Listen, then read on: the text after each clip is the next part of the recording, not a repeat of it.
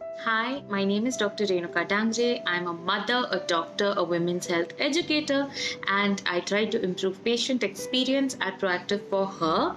I am very excited about the opportunity of speaking about women's health on Swan's podcast, The Blessed Girl Show, where we've talked about PCOS, we've talked about motherhood, and how healthcare can be more inclusive to all menstruators and women in general.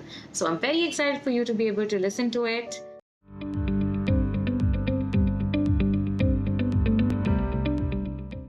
Welcome everyone. Welcome to the Blessed Girl podcast show. So today I bring you one of the gynecologists based out of US and she works with Proactive for Her and Dr. Renuka Dangare. She is a MD and at the moment she is majorly working with PCOS based issues.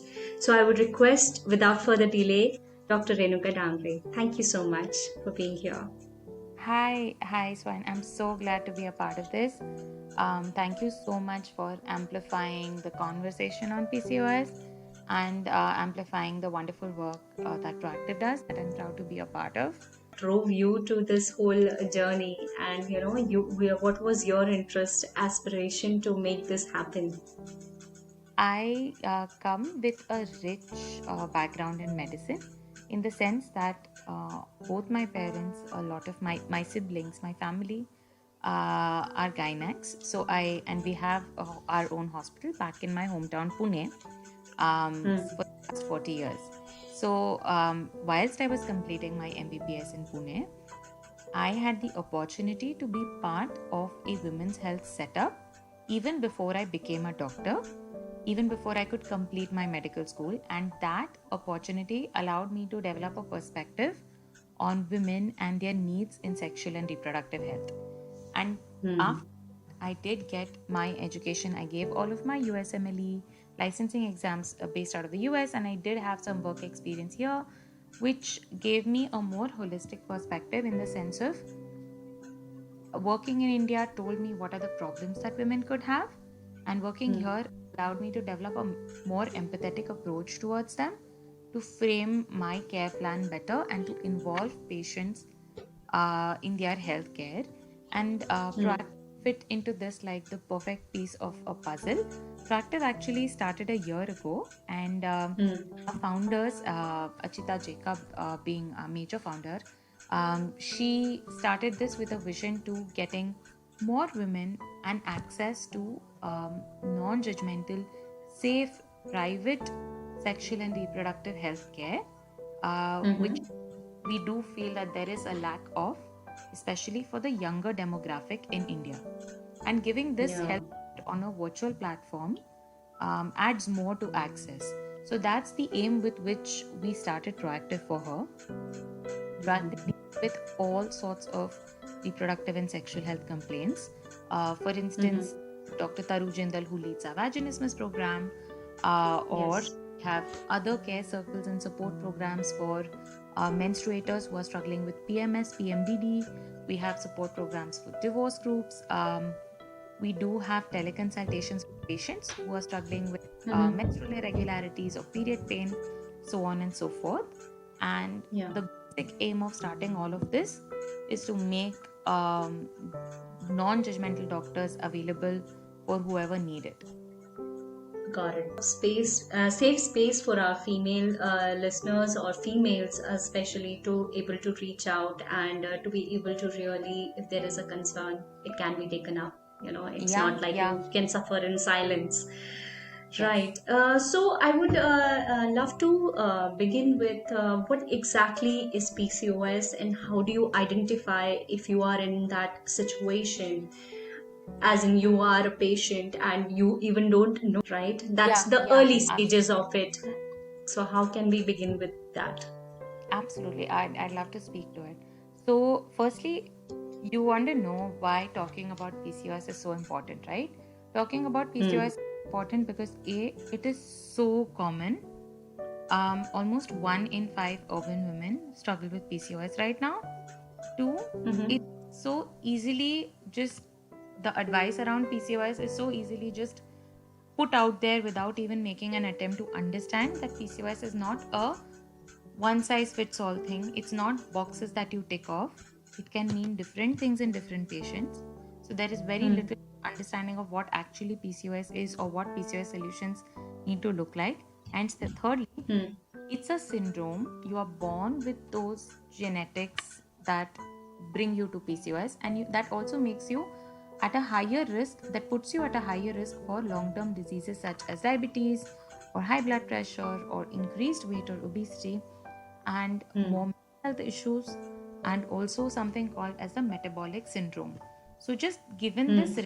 there is, and this how common it is, there's so much need to talk about PCOS. PCOS is called Yeah. as polycystic ovarian syndrome, which means Hmm. is a constellation or a group of symptoms. To qualify as a Okay. PCOS person, you have to come out of two out of three criteria. Okay, Hmm. the first criteria is irregular periods. Now, by irregular, I Hmm. mean periods that are shorter than 20 days, longer than 35 days, periods that are missed or just simply unpredictable. The Yeah. second criteria is having polycystic ovaries on ultrasound, which on Okay. ultrasound is called as PCOD, which means polycystic ovarian Yes. disease, which also means that your ovaries are diseased with cysts. That's the simple breakdown of that term. And the third Okay. criteria is increased androgens. Androgens are your masculinizing hormones. So, increased androgens in the form of acne, increased hair growth around your chin, around your upper chest, or around the sides of your face. This is hirsutism, so acne and hirsutism, or if your labs show increased androgens such as testosterone or DHEAS, then having Hmm. any two out of these three criteria makes you a PCOS person. If you have had Got these it. criteria at any point of time, it means you have PCOS. You can completely manage your symptoms in your Hmm. lifetime, get rid of all these complaints, but the genetic Hmm. basis for your PCOS will always be there. Wow, that's so deep. Yeah. So it's how do you understand your early stages? Like you should not even miss your monthly cycle once or twice. How do you identify all this information that you are actually in it right now? Yeah. So, some ways in which a young menstruator could think about PCOS or consider PCOS is one, if you're having irregular periods, even after a year of starting off your menses. So, in the first 2 years of starting off your menses, your hormones are all coming into their own rhythm, and the Hmm. first year can take some time, and the regularity of menses can take some time. So, if it's been a Okay. year and your periods are still irregular, you could possibly have PCOS. The second Hmm. thing is you are experiencing acne or increased hair growth that is bothersome, and the hair is thick and coarse, then you could think about PCOS as one of the things. Third thing, if you have been putting on weight, you are unable to identify the reason for your weight gain, or you are doing the necessary lifestyle modifications to reduce that weight intentionally, like you are exercising or you're eating right, but you're still struggling to lose that weight, then PCOS could be a potential cause. One more thing is having more severe PMS symptoms Mm-hmm. alongside all these other things, or Okay. um, having So darkening. when you say like severe PMS, any particular you would like to quote that this is something one Yes. of the major So ones? more severe bloating, a lot of fatigue, a lot of mood related symptoms alongside Mm-hmm. this existing irregular periods and such uh, can direct you to PCOS. One more Got thing it. direct you to PCOS is acanthosis nigricans, which means darkening or dark velvety patches on the nape of your neck, in your Okay. underarms or under your breasts, or skin tags. Both these are indicative of insulin resistance, which Mm. is the causative factor or like a reason for most people getting PCOS. Having a family Mm. history of PCOS in your mother, your sister, or a history of diabetes in either of your parents or your direct blood relatives, parents, grandparents, can also put you at a high risk for PCOS. So, Mm. few Wow. things that might make you want to think about PCOS as a cause. One more Mm-hmm. thing say is that hormonal weight gain, irregular periods, both these things can also occur in people who have other hormonal disorders like thyroid or prolactin. So, when you go to talk to your doctor about PCOS, you also want to discuss these two reasons and make sure that these are not behind your irregular periods. Got it. Some of the things, as in, do you suggest any home remedy to begin with? Like if you have missed just your 1 or 2 cycles and you can do, or you should just go reach out to a gynec. How should it be? Okay, so if irregular periods, like I said, to look at PCOS as a syndrome, you have to have 2, 3 criteria. If you are just having one criteria, I would like, if you're just having irregular periods or increased hair growth, I would recommend that you do get an ultrasound and make sure that you have PCOS, because that is like another criteria which will help you Yeah. diagnose. But if we are purely talking about irregular periods, then I do always advise a lifestyle based approach first. Even when Got we are it. talking about PCOS, we talk about a lifestyle based approach first. So you have to look at 4 key things. You have to look at your nutrition, your physical activity, your sleep, and your stress. And all these 4 things don't just help you for any irregular period, they help you for PCOS as well. So would you like me to get into details? Yes. When I talk about like 3 key things that you can really try out are 1, cutting out a lot of processed food out of your diet. The second, making your meal times more regular. And the third is having more regular portions in your meals. So when it comes to Got it. feeding food to your body or putting your body through any rhythm, it's important to understand your body responds really well to a schedule, and hormonal balance responds really well to a schedule. If you don't teach your body what to expect, if you don't condition it, it is going to throw your hormones off base. So there has to be some predictability, some schedule involved. So make your meal timings are more or less in the same time range in the day. Make sure that you consume the same amount of food that you would consume in each meal. You cannot have 5 rotis one day, 2 rotis the next, and expect your body to do well. It's going to, take it poorly. Impact. So this is about nutrition. A lot of people, even about PCOS, speak about gluten-free or dairy-free diets. I don't. Yes. Complete dietary restriction is for everyone. I think the best way to understand is foods like gluten or dairy can create an inflammatory response, which means a small inflammation in the gut, in your body's gut. And what that can cause is it can cause fatigue, bloating, and headaches. And it can also trigger PCOS. So if you're experiencing any fatigue or bloating or gut imbalances like constipation or alternating constipation and diarrhea, if you're having a lot of migraines, difficulty in concentrating, then it's possible that your PCOS is linked to inflammation in foods. If that is the case, try skipping one of these foods in your diet or reducing them for 6 weeks and see the effect on your symptoms. See for yourself. If it's working better for you, continue with that sort of change. But that is not something I'll recommend to you if you're just having one episode of irregular periods. Moving to the next part after nutrition, that is physical activity. Physical activity has to be such that doesn't tire your body out completely, that is compensated with the correct amount of nutrition. So you cannot over exercise or under exercise. Both of them are equally dangerous. For your heart health and for your overall health, the recommended amount is 150 minutes of moderate intensity exercise every week, simply broken down to 30 minutes of exercise a day. And when we speak of that, what I'm trying to say, moderate intensity could be walking, could be jogging, could be swimming, activities that can be easy for you to talk through, and activities that don't exhaust you so much that your body thinks that, oh, I'm in stress, I need to slow down my metabolism. So physical activity has to be a supplementary factor to your nutrition. The third, sleep.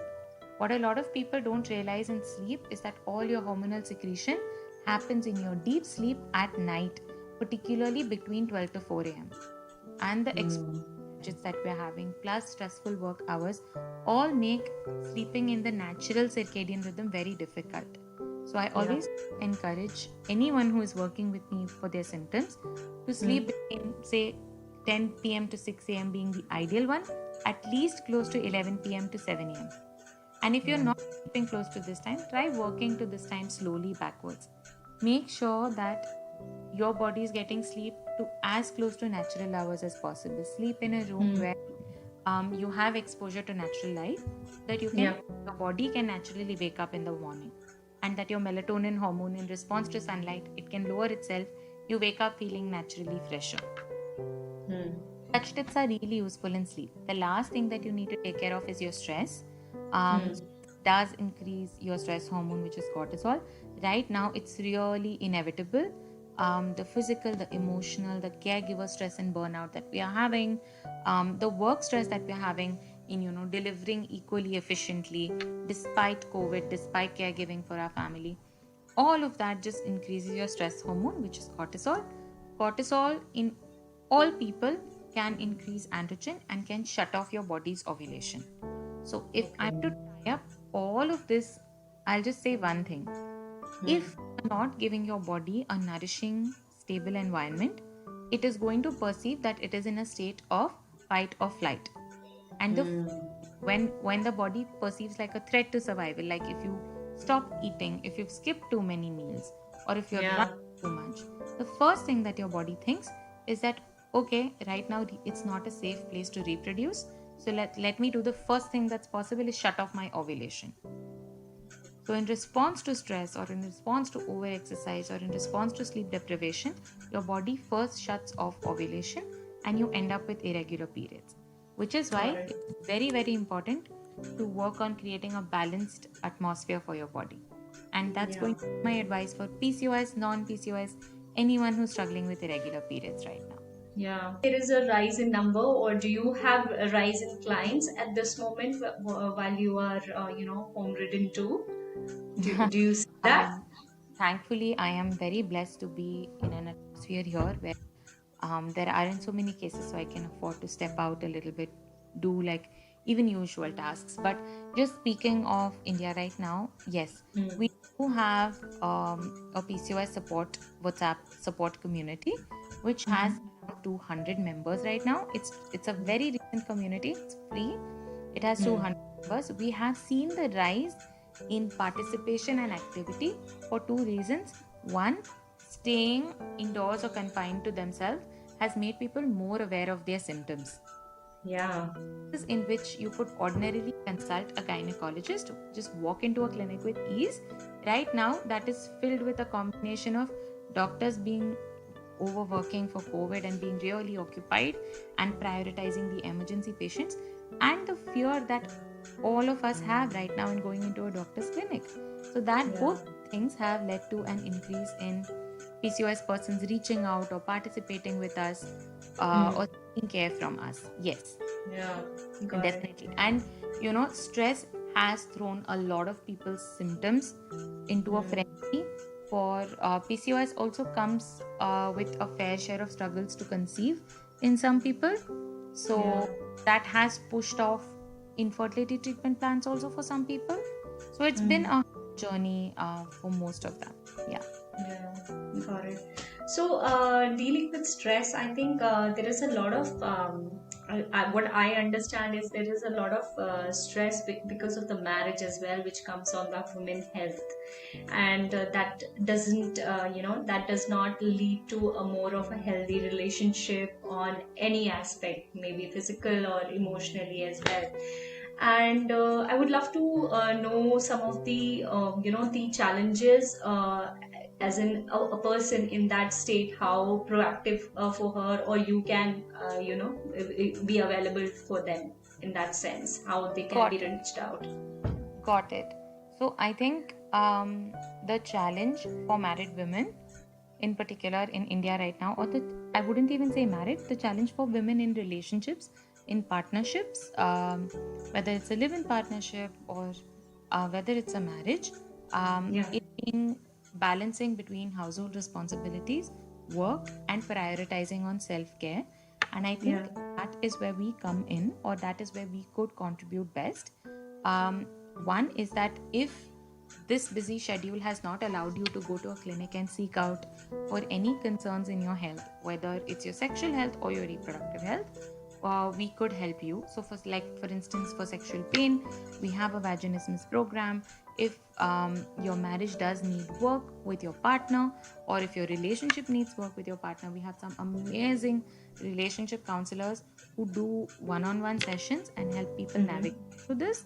We also have larger communities where people can find more information, more companionship, and sometimes learn from another's advice or learning. So the best having a big community for you is that you could learn from another person's question or doubt as well. And you realize you're not alone, because the pandemic is not giving you the opportunity to reach out for help or speak up for yourself. Yeah. So I think that's where we would add the most value. And the second is just being able to prioritize on your health and your self-care. If you don't know what part of your health needs correcting, you won't be able to do it.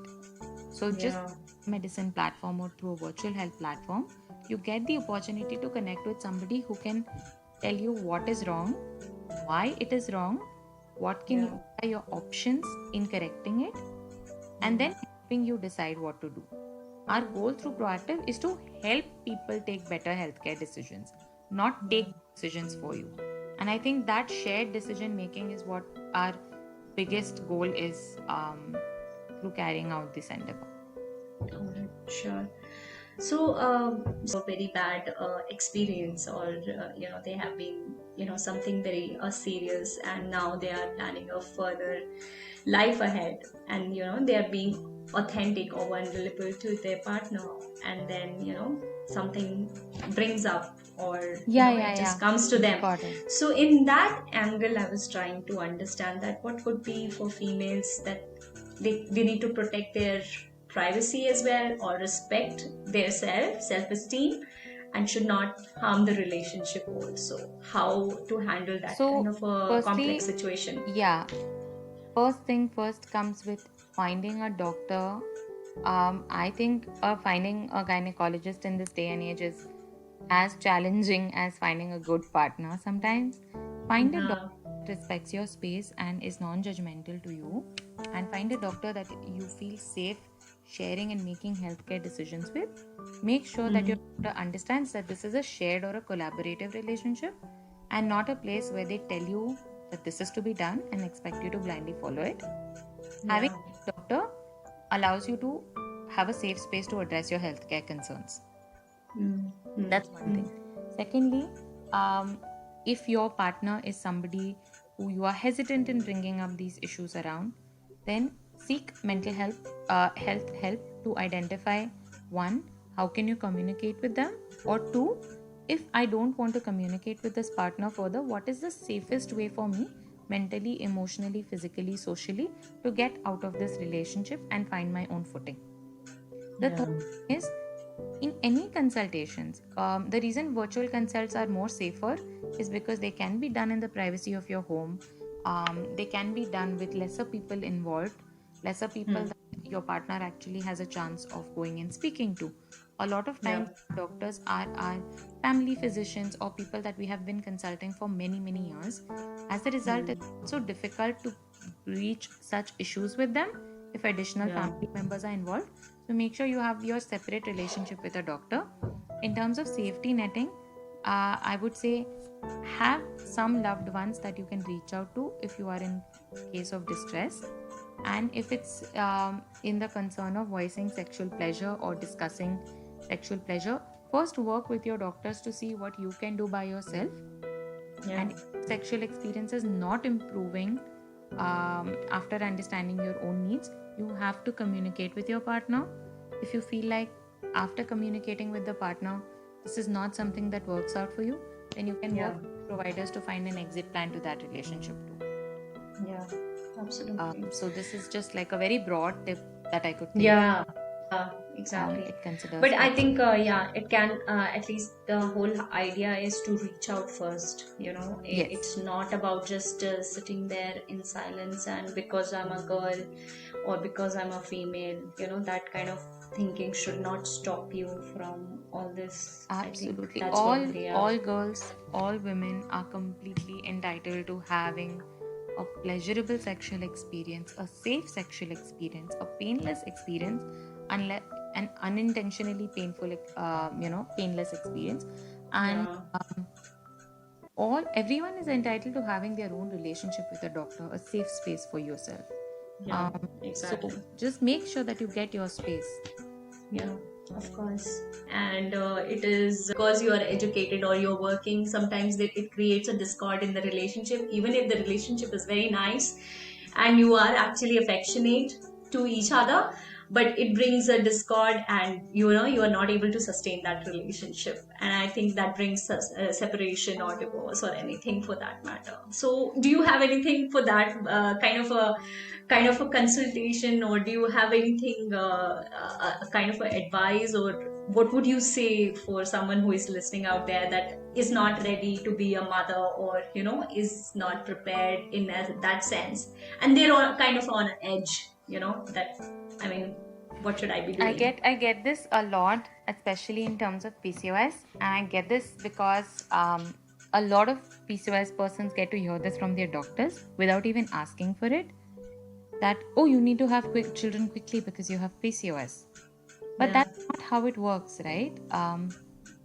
All menstruators, whether they identify as women or not, do not come in this world with the intent to bear more kids. That may be a dream for more people. It may not be everyone's cup of tea. And motherhood is an incredibly personal decision, after which it is a shared decision between you and your partner, after which it becomes a decision that involves your family or your loved ones or your support members. yeah, In India, unfortunately, for a lot of people, it works in the exact opposite order. It's your family, it's your partner, it's yourself, and then it's your physical or mental challenges in motherhood. yeah, So, my advice to you is if you feel like motherhood is not for you, it's absolutely fine.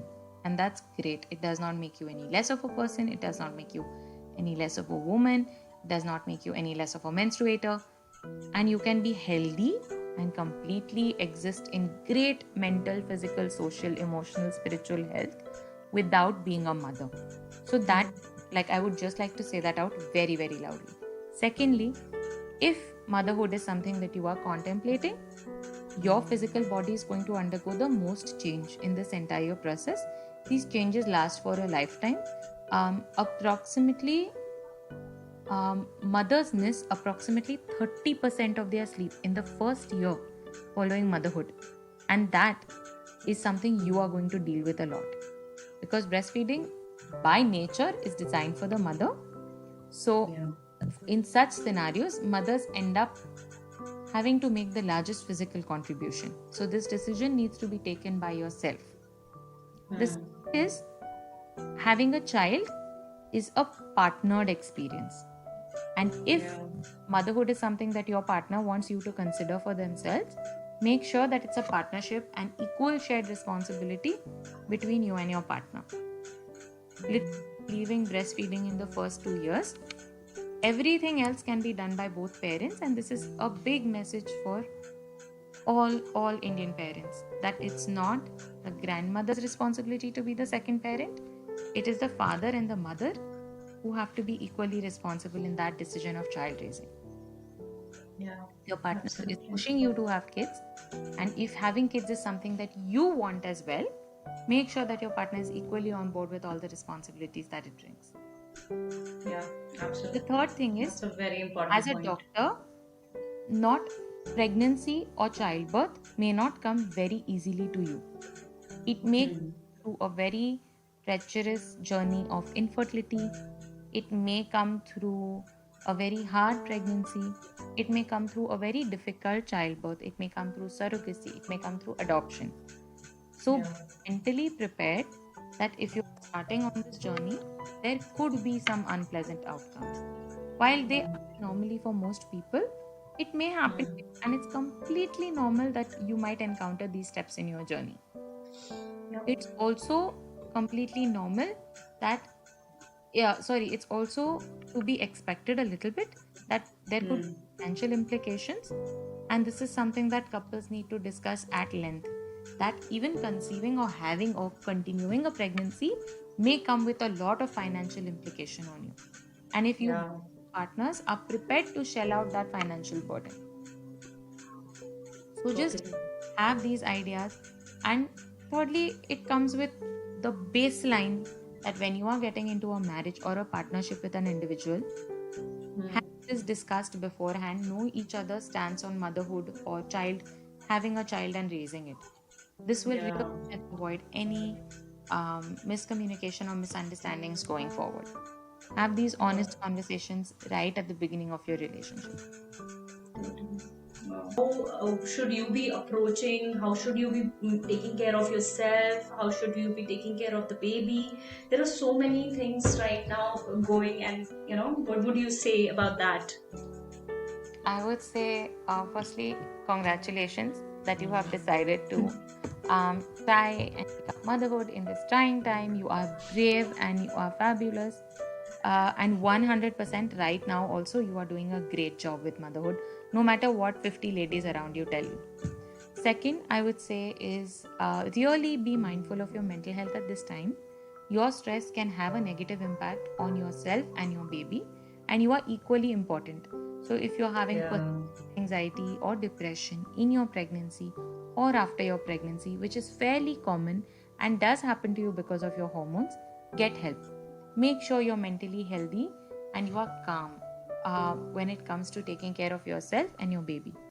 And if you don't feel like this, reach out. There are multiple sources which will give you great information and support. The next Hmm. is educate yourself to the best of your capability, because India comes with its beautiful bounty of myths.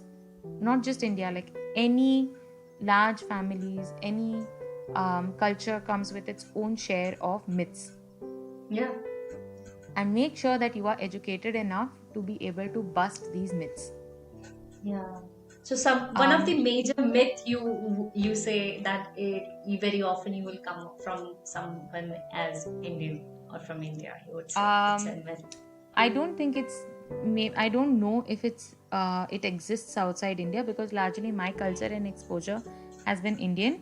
But I do see a lot of mothers struggling with breastfeeding, and that's just because they don't get any motivation or support around breastfeeding. Uh, Yeah. Comments and feedback from women who are not involved in their birthing process. Uh, Hmm. Well meaning aunties or anyone you wish to call, negative comments around breastfeeding, not encouraging or creating a calm environment for a mother, blaming failure of breastfeeding on the mother is one thing that I very commonly get to see. Infertility being only the woman's fault is something that very, like, there are pockets of society that look at this myth, not all societies, but a lot of women have to struggle through that. um, Yeah. and the third thing is, oh, you've had a baby, now you're only supposed to be happy, nothing else. So, postpartum depression, postpartum anxiety are the biggest myths to exist in society, is a very bad myth that is perpetuated. Postpartum blues are so normal, they are expected. Episodes of crying, episodes of feeling overwhelmed, not being able to bond with your baby instantaneously, not being able to feed your baby instantaneously, not feeling happy instantaneously are Hmm. all normal. And somebody needs to get up and tell new mothers that this is so real and you're going to experience it. You brought Hmm. an entire human being out into this world. You are sleeping less. You are feeding an entire human being out of yourself. Parts of your body, God knows what parts are hurting. So, Yeah. um, that is like the biggest myth, I think, that a lot of Indian society fails to accept, that mental health care is needed for mothers after pregnancy or childbirth. Wow. Yeah, thank you for bringing that up. I hope our mothers, listeners, especially add value to it. And if there is a sense they're not feeling good about it, they will be able to reach out to someone at least about that. So, Yeah. which would be a great help. Incredible. And I really appreciate the way so simply you have explained everything about PCOS and motherhood and other sexual health, especially. Thank you so much. It was lovely to be a part of this. Thank you for amplifying causes that need to be heard, and for letting more women moments tweeters out there realize that there are spaces for them to reach out, and that all women everywhere, not just in India, need to feel accepted and loved. So I love that. Exactly.